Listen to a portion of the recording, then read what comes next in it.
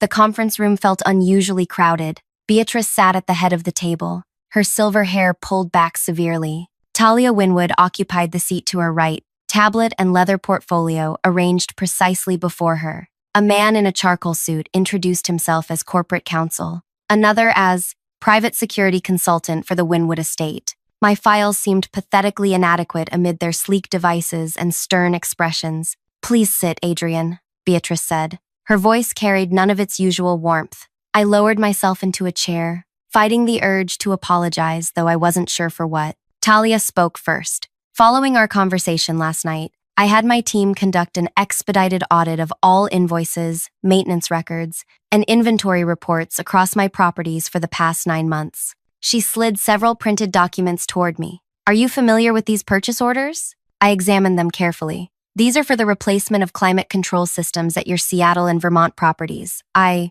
wasn't involved in these approvals." "Exactly," Talia said. "They were authorized by Director Ward after your oversight was restricted. Do you notice anything unusual about the specifications?" I studied the documents more closely. "These are industrial-grade systems. Your properties use custom residential units that integrate with the architectural features." I frowned. "And the pricing is extremely high." Talia nodded. "Now look at these." She pushed forward photographs showing installation work at both properties. These were taken by my caretaker staff during installation. I felt a chill as I examined them. These aren't new systems. These are refurbished units. You can tell from the connection ports and serial number formatting. I looked up, but the invoices are for brand new custom installations. The security consultant leaned forward. "We tracked the original units. They were removed, transported to a warehouse in Henderson, and later sold to a luxury development in Arizona. There's more," Talia continued. "Art pieces,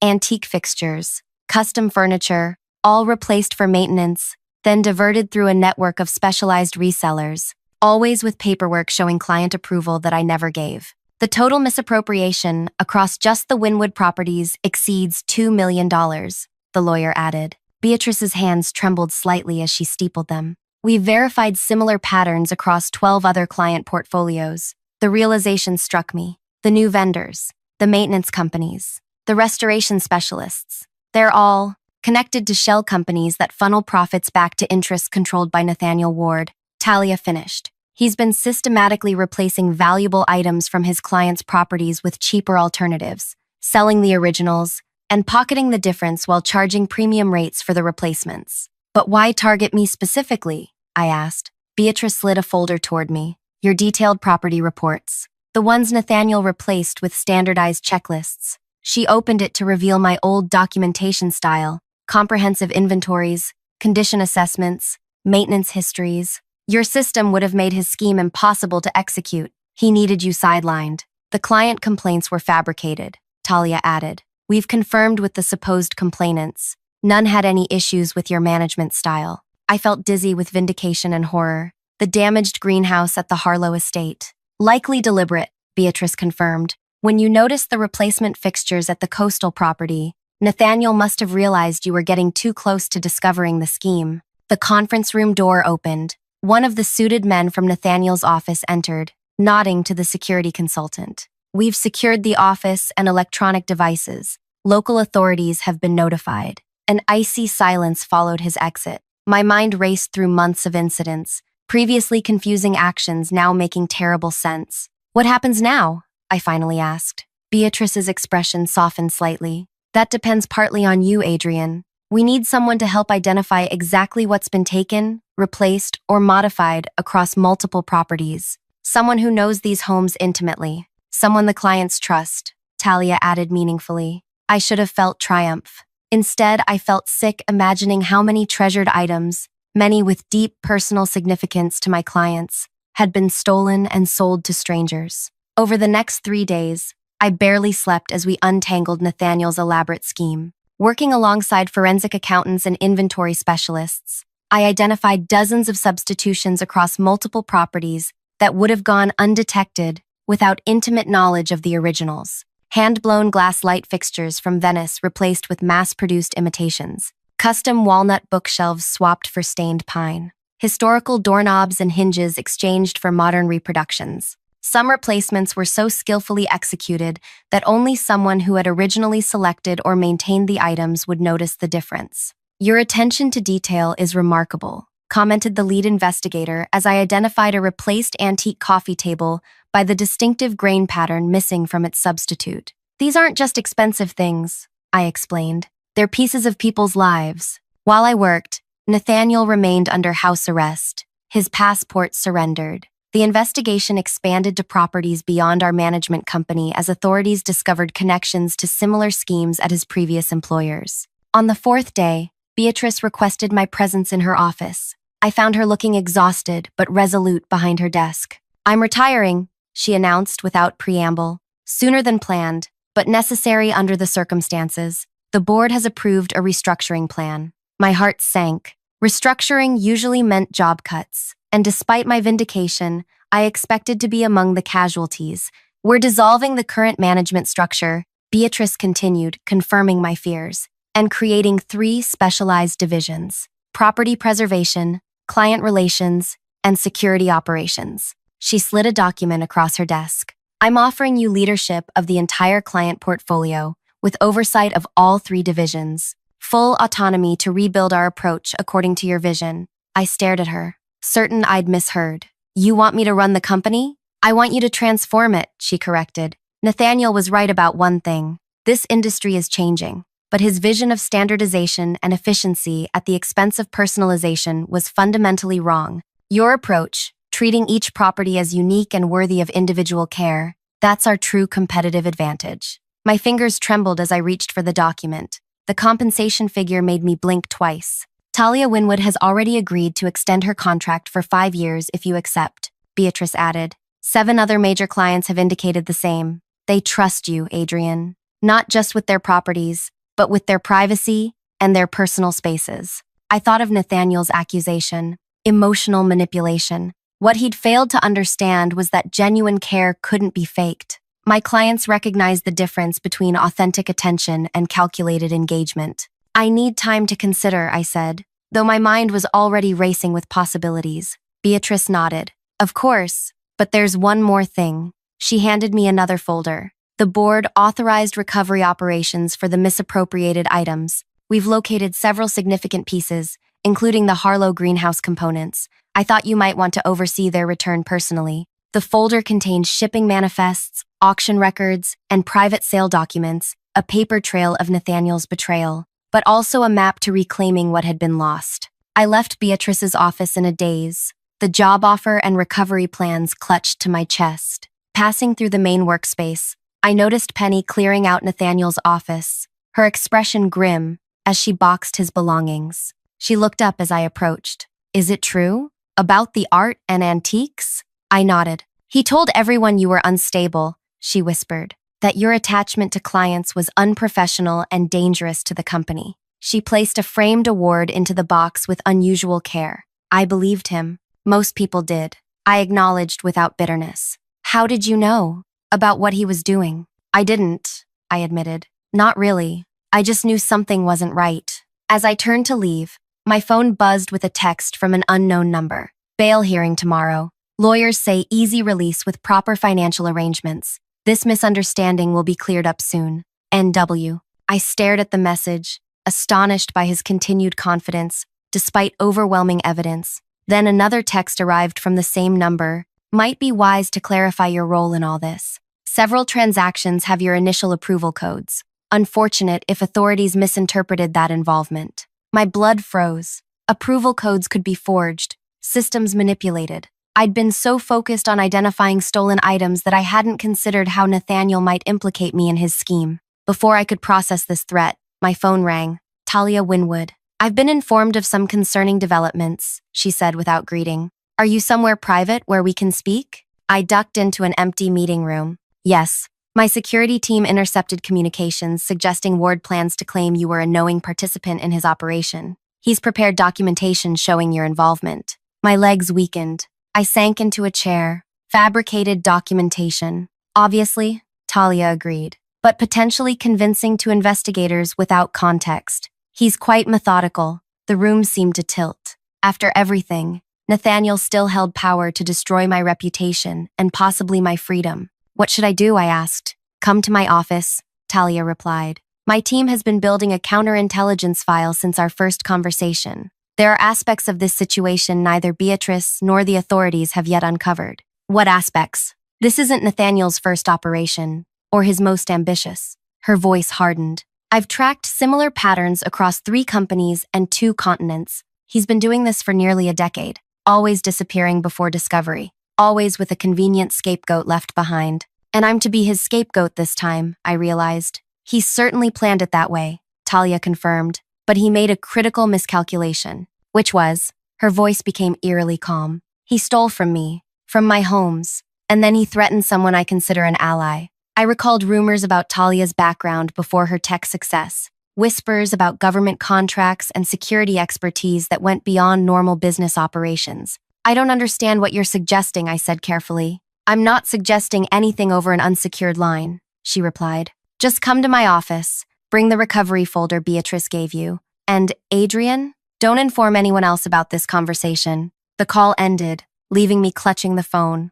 caught between vindication and new terror. Outside the meeting room window, life continued normally. Staff chatting by the coffee machine, maintenance crews arriving for afternoon shifts, a delivery person checking in at reception, none aware that beneath the surface of our ordered world, currents of betrayal, threat, and potential retribution swirled like dark waters. My phone buzzed again with another text from Nathaniel. Consider your position carefully. Only one of us needs to take the fall here. I have resources you can't imagine. Choose wisely. I stared at his words, the audacity of his threat stunning me. After stealing from our clients, destroying my professional reputation, and now threatening to frame me, he still believed he held the power. Perhaps he did, unless Tazia Winwood knew something I didn't. I gathered my belongings and the recovery folder, then headed for the elevator. Whatever waited at Talia's office would determine not just my future, but whether justice would prevail or Nathaniel would once again slip away, leaving destruction in his wake. Talia's private office occupied the entire top floor of an understated building downtown. No company name marked the entrance, just a discreet security checkpoint where my identity was verified before I was escorted to an elevator requiring keycard access. When the doors opened, I entered a space unlike any executive suite I'd visited. No pretentious art or excessive furnishings, just clean lines, natural light, and walls lined with monitors displaying data streams and security feeds. Tazia stood before a sprawling digital display, her attention fixed on scrolling information. She didn't turn when I entered. Nathaniel Ward, born Nathan Wilcox, she said, gesturing toward the screen where a timeline expanded with photos, documents, and news clippings. Changed his name after his first reinvention 12 years ago. I moved closer, studying images of a younger Nathaniel in various settings, different haircuts, sometimes glasses,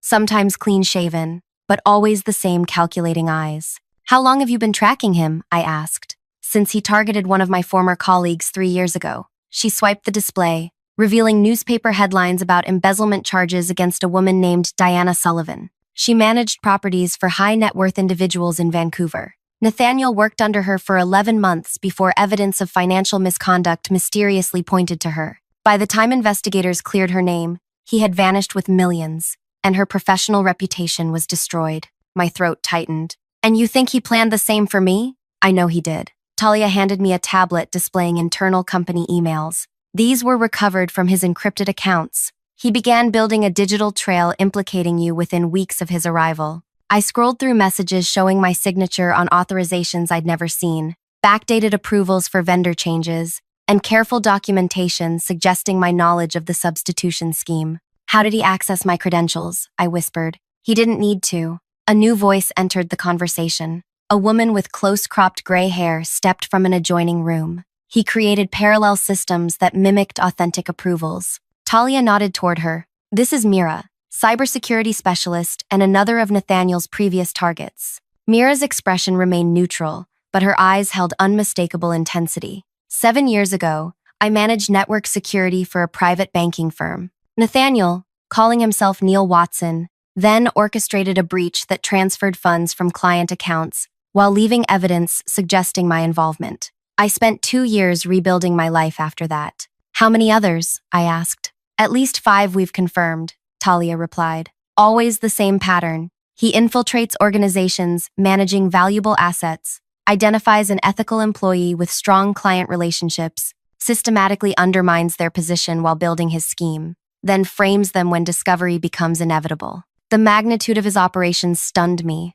But how does he keep escaping consequences? Mira laughed without humor. Money, lots of it, hidden in international accounts. Enough to make bail, hire premier defense attorneys, create new identities, and start over elsewhere. Until now, Talia added, her voice hardening, because this time he made 3 critical errors. She moved to another screen, bringing up new information. First, he targeted my properties, not knowing I've been documenting his methods. Second, he underestimated your attention to detail and client relationships. And third, she paused, something dangerous flickering in her eyes. He threatened someone under my protection after I'd already begun dismantling his operation. Another specialist joined us, introducing himself simply as Grant. He pulled up financial records showing elaborate networks of transactions. We've traced his hidden accounts, Grant explained. The money trails from previous operations, the offshore holdings, the shell corporations that facilitated the resale of stolen items, everything. How is that possible? I asked. If authorities haven't managed to track him through multiple operations? Because authorities follow legal protocols and procedural constraints, Talia interrupted. My team doesn't share those limitations, and we've had years to prepare while watching him establish his pattern. The implications of her statement hung in the air. Whatever resources Talia commanded clearly extended beyond normal corporate capabilities. What exactly are you proposing? I asked carefully. Justice, she replied simply, but administered in a way that ensures he can never restart elsewhere. Not punishment, prevention. She outlined a strategy so meticulously crafted it took my breath away. Not illegal, not violent, but devastatingly effective in its precision. You've prepared all this for years without knowing if he would ever target you directly, I realized. I protect what's mine, Talia said. My privacy, my properties, my people. Nathaniel threatened all 3. She fixed me with a penetrating look.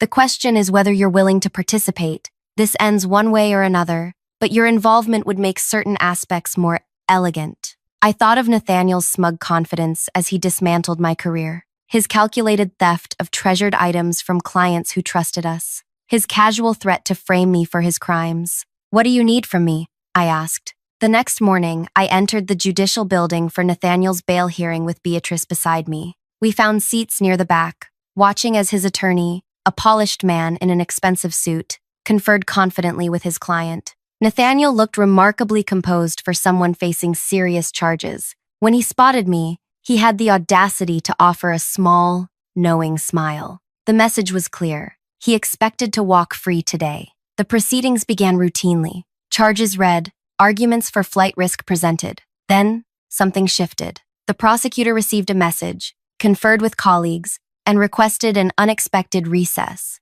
When proceedings resumed 30 minutes later, everything had changed. The prosecutor approached the bench with new documents. The judge's expression darkened as she reviewed them. In light of new evidence suggesting extensive financial resources hidden overseas and multiple identity documents discovered in the defendant's possession, the judge announced, bail is denied. The defendant will remain in custody pending trial. Nathaniel's confident demeanor crumbled. He whispered urgently to his attorney, who appeared equally shocked by this turn of events. As Nathaniel was led away, our eyes met briefly. This time, I was the one who offered a small smile. Outside the courthouse, Talia waited in her car. Phase 1 complete, she said as I slid into the passenger seat. The financial records Grant uncovered have been anonymously provided to prosecutors in 3 jurisdictions. His hidden resources are being frozen as we speak. And his attorney? Just received evidence of Nathaniel's previous identities and victims. He's reconsidering his representation as we speak.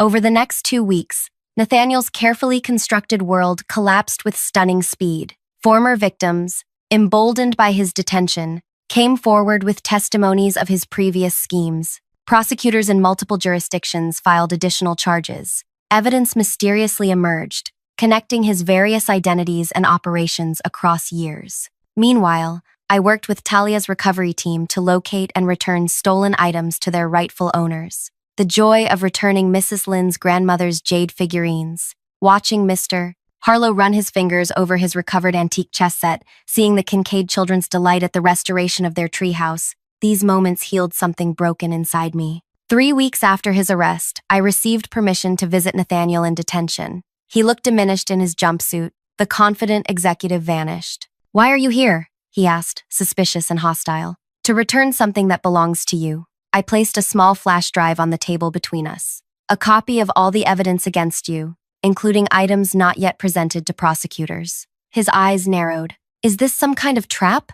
"Just information," I replied, "about how thoroughly your operation has been exposed, about how every hidden account is now frozen, about how each stolen item is being meticulously cataloged and returned, about how your previous victims have formed a coalition to ensure your prosecution." "Talia Winwood," he muttered. "This is her doing. This is the consequence of your choices." I corrected. "You called my client relationships emotional manipulation, but you never understood the fundamental difference between manipulation and genuine care. I built trust by valuing what mattered to my clients. You destroyed trust by seeing only what you could take from them." His facade finally cracked. "You have no idea what it takes to succeed in this world. Sentiment is for fools. Every advantage must be leveraged." "And yet here we sit," I observed quietly. "You leveraged every advantage, while I simply did my job with integrity." I stood to leave, but paused. "The investigators found something interesting in your warehouse.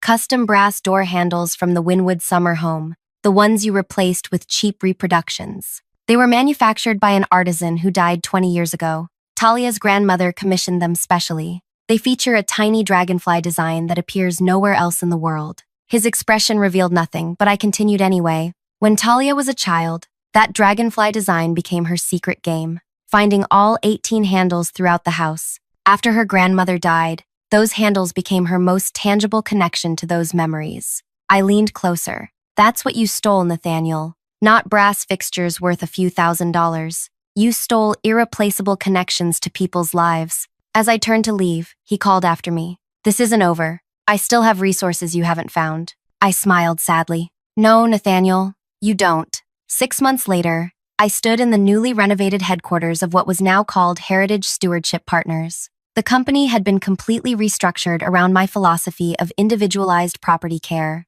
Our client retention rate was at historic highs, and former clients were returning after hearing of our transformation. Nathaniel had accepted a plea deal facing evidence too overwhelming to fight. His conviction included not just the theft from our clients, but financial crimes spanning his previous identities. The judge's sentence, 17 years without possibility of early parole, reflected the calculated nature of his schemes and the multiple lives he had damaged. I had visited Diana Sullivan in Vancouver and Mira in Chicago, along with Nathaniel's other victims. Together, we created a verification network for the industry to prevent similar operators from establishing themselves elsewhere. On a crisp autumn morning, I welcomed a group of new property managers for their orientation. Looking at their eager faces, I shared the philosophy that would guide our work. The properties we manage are more than assets. They're vessels of memory and meaning. Our job isn't just preservation of physical spaces,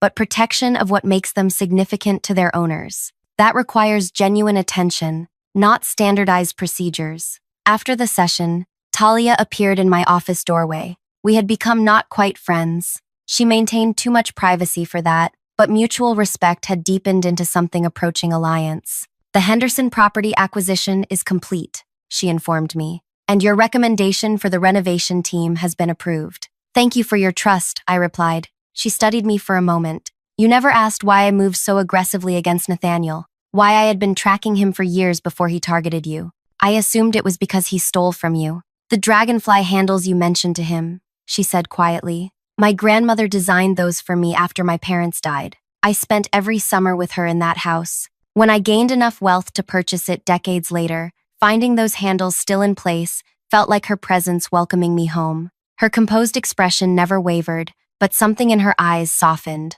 "Some things, once stolen, leave wounds no financial compensation can heal." As she turned to leave, she added, "You were right about emotional connections, Adrian. They're only manipulation when they're fake. Your genuine care for what matters to your clients isn't weakness, it's your most valuable asset." After she left, I stood by my office window, overlooking the garden I'd planted behind our headquarters, roses, lavender, and native flowering plants that attracted hummingbirds. In the early evening light, I watched employees ending their day, greeting family members waiting outside, sharing stories of problems solved and properties protected. The final piece of our company transformation had been completed that morning, a new values statement etched in glass in our lobby. We don't just manage properties, we honor the lives they contain. Nathaniel's fundamental mistake wasn't his greed or even his criminal methods. It was his failure to understand that genuine care creates strength, not vulnerability. By dismissing my client relationships as emotional manipulation,